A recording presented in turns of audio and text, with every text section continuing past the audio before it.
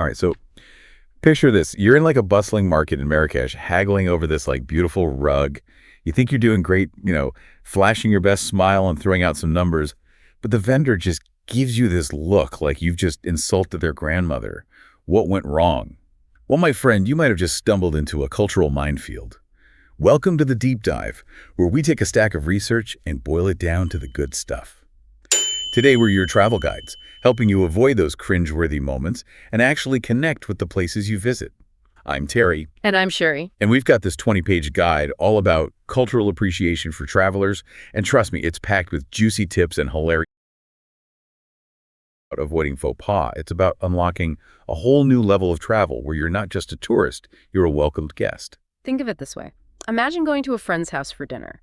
You wouldn't show up empty-handed or start rearranging their furniture right. Every culture has its own, house rules. And understanding them is key to being a respectful and appreciative guest. Okay, so the guide kicks off with this big idea. Why does cultural appreciation even matter? And it uses this analogy of being a tourist versus being a guest that I thought was brilliant. Tourists are often just focused on checking things off their list, snapping photos and moving on. But a guest takes the time to learn about the host, their customs, their stories.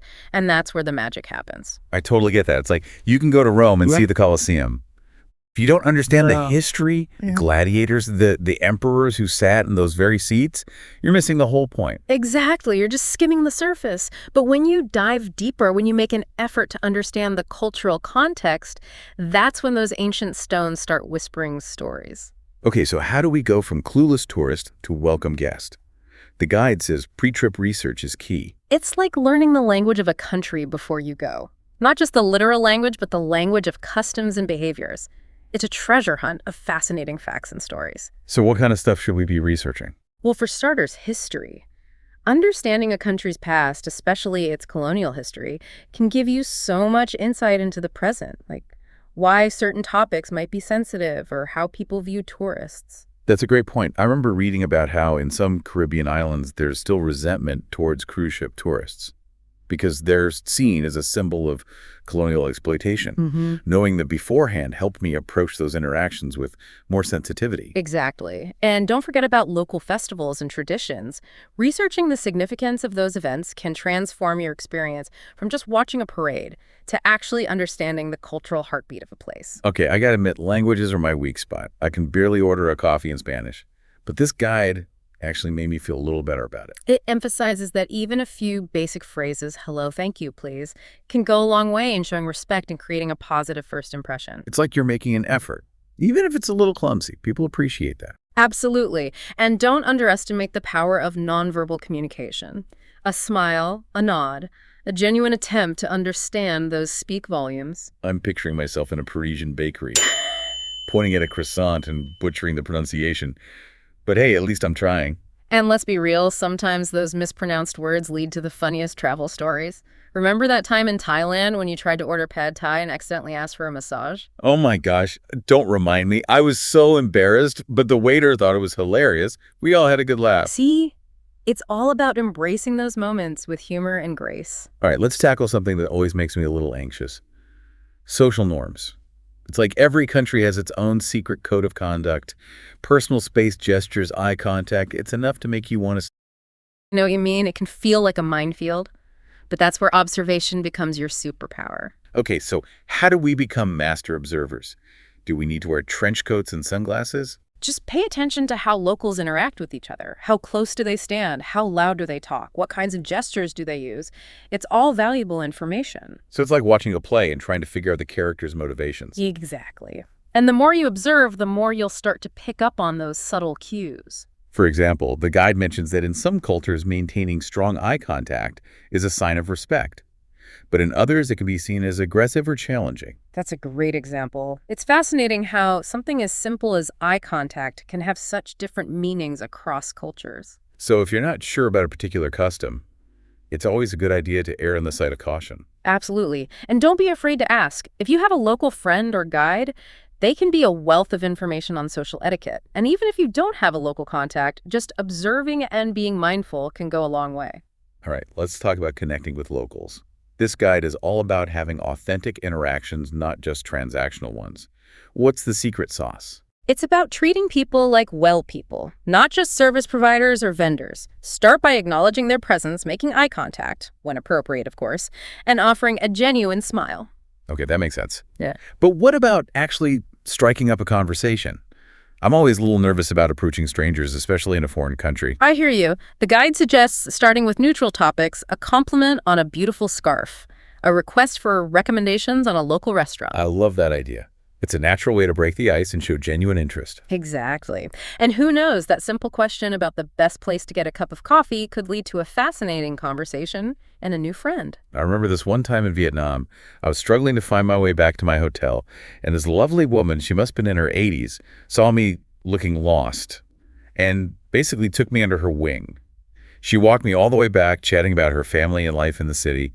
It was such a heartwarming experience. Those unexpected encounters are often the most memorable parts of travel. They remind us of the shared humanity that connects us all despite our cultural differences. All right, now, for the potentially tricky stuff.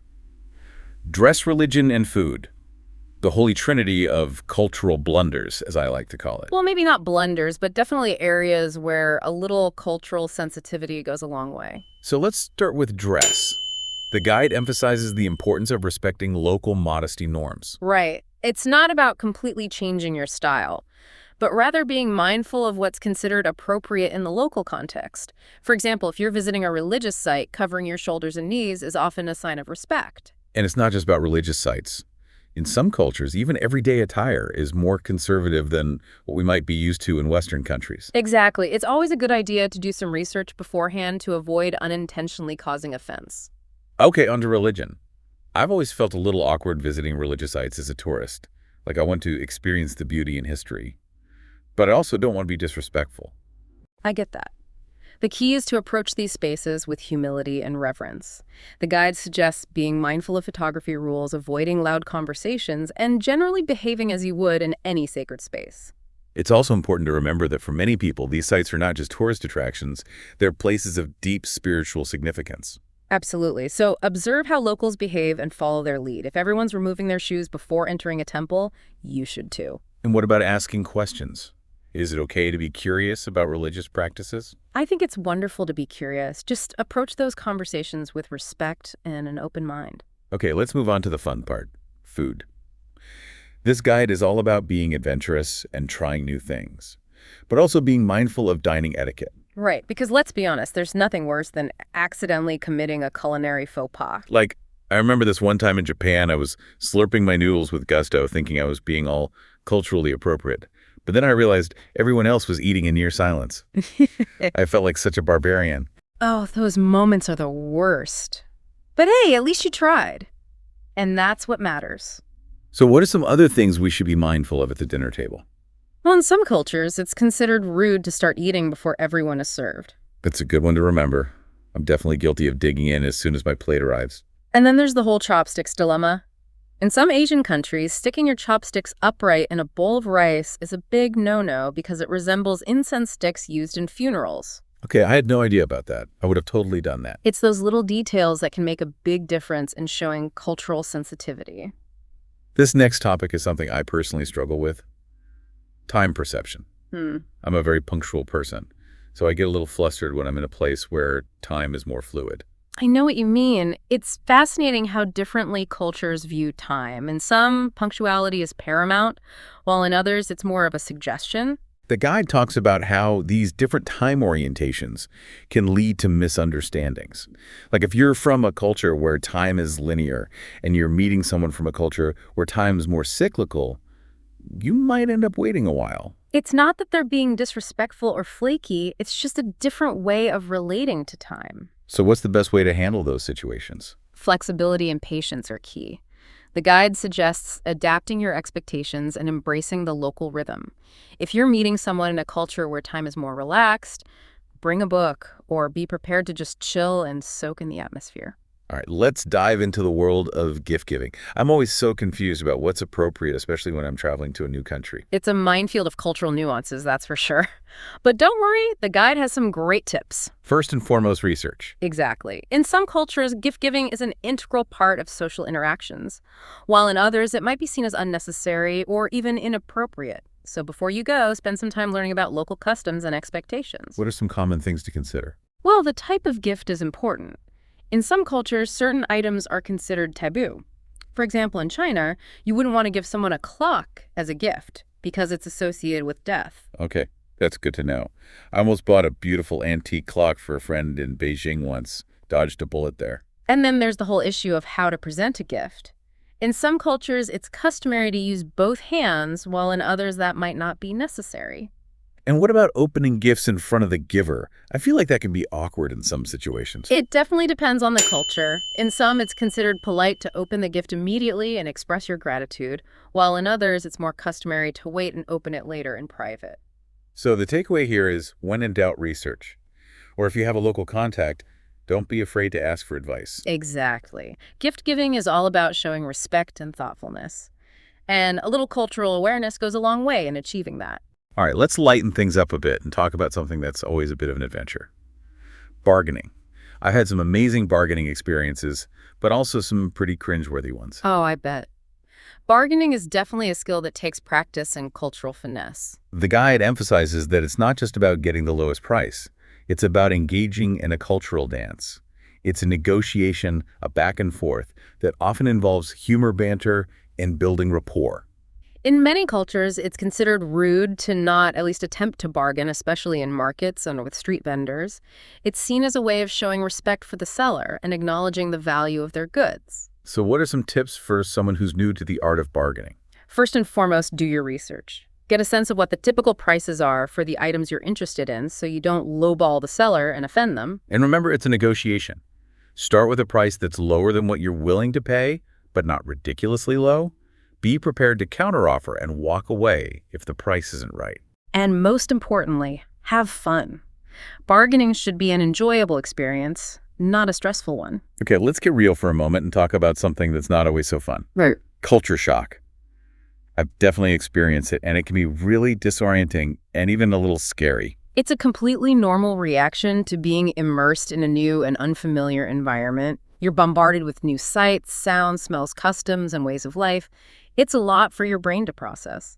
The guide describes it as a kind of grief process. Oh. You're grieving the familiarity and comfort of your own culture while trying to adapt to a new one. It's a process of letting go of old assumptions and embracing new ways of seeing the world. And it can be challenging, there's no doubt about that. So what are some signs that you might be experiencing culture shock? Well, you might feel overwhelmed, anxious, irritable, or even physically exhausted. You might find yourself longing for familiar foods or routines. You might even withdraw from social interactions and isolate yourself. I remember when I first moved to Japan, I spent the first few weeks just wandering around supermarkets in a daze, completely overwhelmed by all the unfamiliar products. It's like your senses are on overdrive trying to make sense of all the new stimuli. So, how do we cope with culture shock? The guide offers some great advice. One of the most important things is to acknowledge and validate your feelings. Don't beat yourself up for feeling homesick or overwhelmed. It's a natural part of the process. And remember, it's temporary. The more you expose yourself to the new culture, the more familiar and comfortable it will become.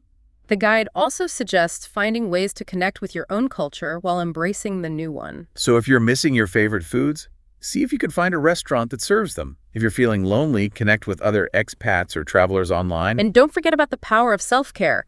Make sure you're getting enough sleep, eating nutritious foods, and exercising regularly. Those things can make a world of difference when you're feeling stressed and overwhelmed. And remember, if you're really struggling, don't hesitate to seek professional help.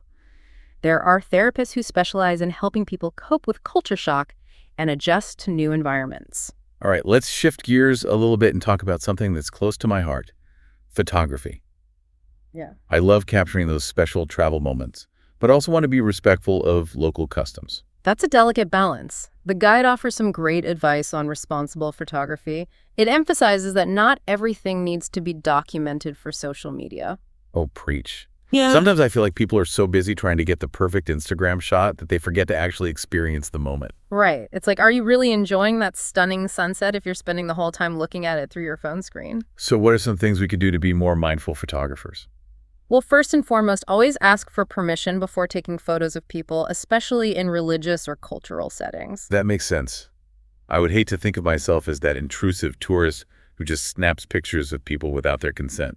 And even if you're in a public place, it's always a good idea to be aware of your surroundings and respect people's personal space. The guide also mentions being mindful of when and where photography might be prohibited. Absolutely. Some places like museums or government buildings might have restrictions on photography for security or preservation reasons. And in some cultures, it's considered disrespectful to take photos of certain things, like religious ceremonies or funerals. So it's always best to err on the side of caution and ask if you're unsure. A simple, "Is it okay if I take a photo?" can go a long way. And remember, sometimes the best memories are the ones we carry in our hearts, not on our phones. Beautifully said. Okay, let's talk about a topic that's becoming increasingly important: sustainable and responsible tourism. I'm so glad we're addressing this. I think it's crucial for travelers to be conscious of the impact they have on the environments and local communities, Absolutely. The guide highlights some simple but effective ways to travel more sustainably. like choosing eco-friendly accommodations, reducing our use of single-use plastics, and supporting local businesses. Those are great starting points. It's also important to be mindful of our water and energy consumption, even when we're on vacation. So maybe skip those long, luxurious showers and opt for a quicker rinse instead. Exactly. And remember, every little bit counts. If we all make an effort to reduce our environmental footprint, it can make a big difference. The guide also talks about the importance of respecting local cultures and traditions. Right. It's about being a mindful guest, not just a consumer. That means learning about local customs, supporting local businesses, and avoiding activities that might be harmful or exploitative. For example, I recently read an article about how elephant riding is actually incredibly cruel and damaging to the animals. I had no idea. So now I'm much more conscious of the types of animal tourism I support. That's a great example. It's about doing our research and making informed choices that align with our values. Okay, let's shift gears and talk about transportation, Navigating local transportation systems can be an adventure in itself. especially if you're used to driving everywhere. I remember trying to figure out the subway system in Tokyo for the first time. It was like a giant puzzle. I bet. The guide suggests doing a little research beforehand to familiarize yourself with local options, whether it's buses, trains, taxis, or even tuk-tuks. And once you're on board, observe local customs and etiquette. Do people queue patiently? Is it customary to offer seats to the elderly or pregnant women? Those little details can help you blend in and avoid unintentional faux pas. And don't be afraid to ask for help if you get lost. Most locals are happy to point you in the right direction.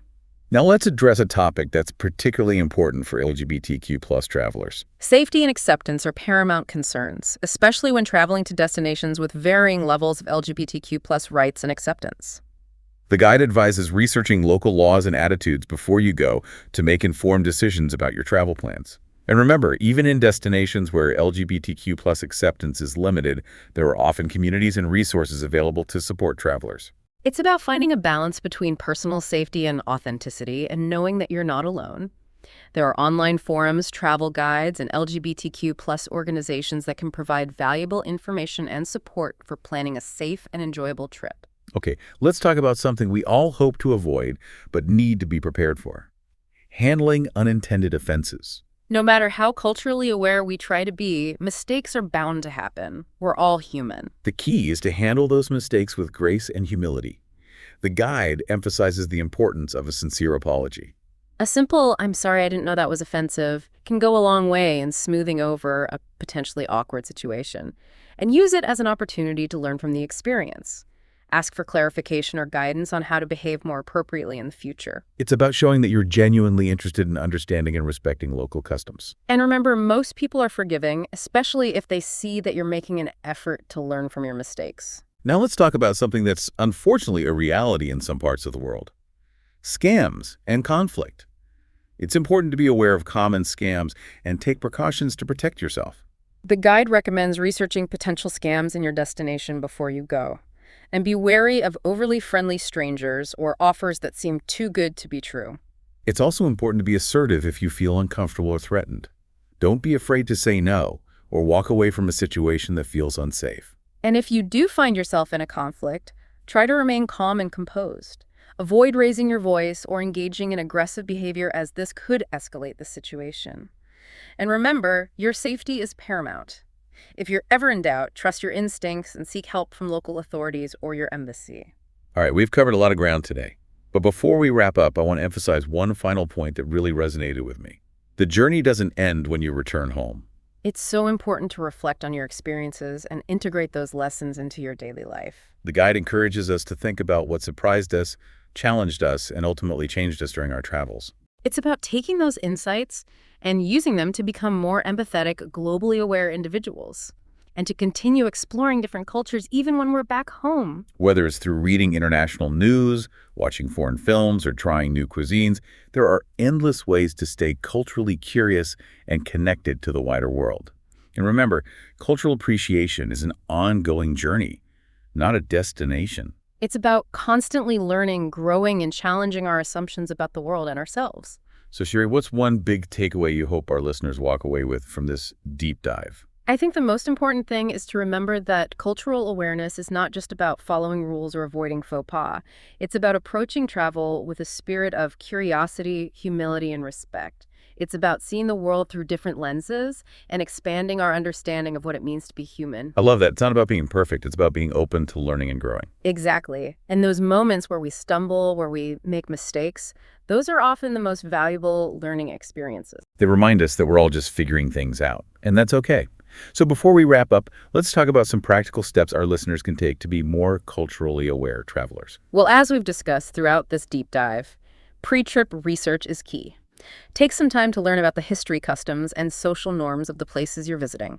There are some amazing travel blogs, websites, and books out there. And don't be afraid to reach out to people who have traveled to those destinations. Ask them for their insights and advice. Social media can also be a great resource. There are tons of Facebook groups and online forums dedicated to cultural exchange and travel tips. And once you're on the ground, be observant. Pay attention to how locals interact with each other. What are their nonverbal cues? What are their dining etiquette?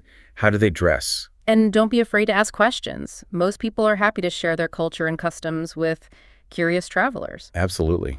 Just approach those conversations with respect and genuine interest. And remember, travel is a two-way street. It's not just about us experiencing other cultures. It's also about sharing our own. So be open to sharing your stories, your traditions, and your perspectives with the people you meet along the way. Who knows, you might even create some lifelong friendships and memories in the process. Well said. All right, folks, that's a wrap on our deep dive into cultural appreciation for travelers. We hope you found it informative, insightful, and maybe even a little bit entertaining. And remember, the journey doesn't end here. Keep exploring, keep learning, and keep diving deep into the rich tapestry of cultures that make our world so fascinating. And if you're looking to go even deeper into this topic, be sure to check out the show notes for a link to download the full 20-page guide we discussed today. It's available on our Patreon page along with a ton of other exclusive content. And as always, a friendly reminder that this is not professional advice. All content is written by Jamie. If you enjoyed this episode, please hit that like button, subscribe to our channel, and leave us a comment below with your thoughts and questions. We love hearing from you. And don't forget to tell a friend about the deep dive. We're all about spreading the love of knowledge and exploration. Thanks for joining us. And until next time, happy travels. All right, we've covered a lot of ground today, but before we wrap up, I want to emphasize one final point that really resonated with me. The journey doesn't end when you return home. It's so important to reflect on your experiences and integrate those lessons into your daily life. The guide encourages us to think about what surprised us, challenged us, and ultimately changed us during our travels. It's about taking those insights and using them to become more empathetic, globally aware individuals, and to continue exploring different cultures, even when we're back home. Whether it's through reading international news, watching foreign films, or trying new cuisines, there are endless ways to stay culturally curious and connected to the wider world. And remember, cultural appreciation is an ongoing journey, not a destination. It's about constantly learning, growing, and challenging our assumptions about the world and ourselves. So, Sheri, what's one big takeaway you hope our listeners walk away with from this deep dive? That's a good question. I think the most important thing is to remember that cultural awareness is not just about following rules or avoiding faux pas. It's about approaching travel with a spirit of curiosity, humility, and respect. It's about seeing the world through different lenses and expanding our understanding of what it means to be human. I love that. It's not about being perfect. It's about being open to learning and growing. Exactly. And those moments where we stumble, where we make mistakes, those are often the most valuable learning experiences. They remind us that we're all just figuring things out. Yeah. That's okay. So before we wrap up, let's talk about some practical steps our listeners can take to be more culturally aware travelers. Well, as we've discussed throughout this deep dive, pre-trip research is key. Take some time to learn about the history, customs, and social norms of the places you're visiting. There are some amazing travel blogs, websites, and books out there. Yeah, and don't be afraid to reach out to people who've traveled to those destinations. Ask them for their insights and advice. Social media can also be a great resource. There are tons of Facebook groups and online forums dedicated to cultural exchange and travel tips. And once you're on the ground, be observant. Pay attention to how locals interact with each other. What are their nonverbal cues? What are their dining etiquette? How do they dress? And don't be afraid to ask questions. Most people are happy to share their culture and customs with curious travelers. Absolutely. Just approach those conversations with respect and genuine interest. And remember, travel is a two-way street. It's not just about us experiencing other cultures. It's also about sharing our own. So be open to sharing your stories, your traditions, and your perspectives with the people you meet along the way. Who knows, you might even create some lifelong friendships and memories in the process. Well said. All right, folks, that's a wrap on our deep dive into cultural appreciation for travelers. We hope you found it informative, insightful, and maybe even a little bit entertaining. And remember, the journey doesn't end here.